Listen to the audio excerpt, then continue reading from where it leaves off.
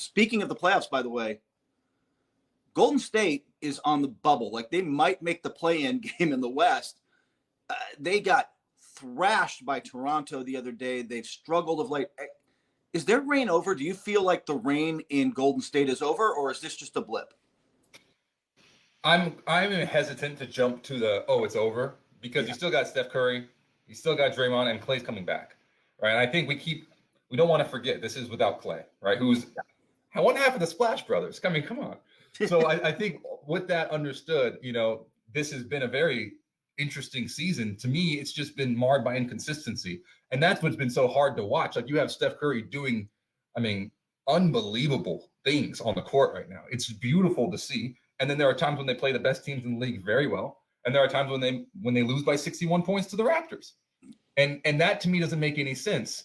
So that's just, when I look at this team, I'm confused more than not. I think kind of James Wiseman is almost like a really good microcosm of how the Golden State Warriors are this year, where there are flashes of brilliance and then there are flashes of, wait, you blew an assignment. That, like, why? But you can see the talent. So that's the way I see it. But what are your thoughts on Golden State? Yeah. Look, right now they are just heavily Curry dependent, right? They are 11.5 points per 100 better when Curry's on the floor. And by the way, if you cut garbage time out, which there's been a chunk of there, it's like plus 17.6. They are so much better when he's on the floor. And I'm with you. You get him healthy and playing a full year. You get Klay Thompson back. You get Draymond Green as the distributor.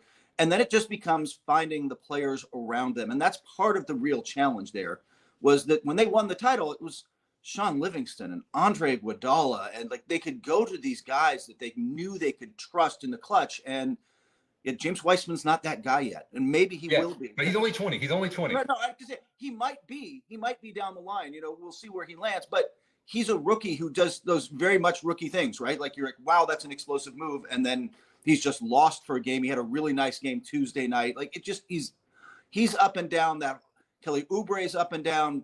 Andrew Wiggins is just Andrew Wiggins at this point. Like, they're just not there night to night. And I don't know if they have, even when those three stars are there, I'm with you. I can't write them off, but I'm not sure that they have the solid veterans they can trust around those three right now, like they did in their core.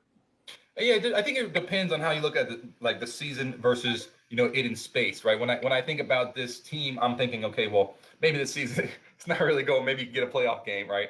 Play-in game. But ultimately, I'm thinking this would be a great kind of year of development for the Golden State franchise. As they get Klay back and Kelly Oubre is kind of understanding his role. Wiggins is trying to play for just kind of understanding what is my role on this team. And obviously with Wiseman growing into being much more comfortable, like you said, like, he's 20 years old, he's a rookie. Like, I don't have superstar expectations for him in year one. Halfway, like, to me that is unrealistic. And I really like what I've seen from him. But there are just moments of like, okay, just blew an assignment, relax. Let's move forward. Draymond Green will pull you aside, coach you up, encourage you, and you just get back on that, just normal things. But next year, I think will be interesting. But this year is kind of like, can we get into the play-in? That's kind of the way I see it. Yeah, exactly. I think they got a decent shot too. It's a kind of, it's a mess at the back end of the West, but I think that they've got a real shot to get in. I don't think they go very far, unfortunately. Like you said, they're kind of a one-man show, but I like watching them, but I'm not about to write off. I'm with you. I'm not writing Curry and Klay Thompson and Draymond Green off yet. I think that healthy and back next year and with some other pieces around them, players, and just everything fits better. I'm not writing them off at all.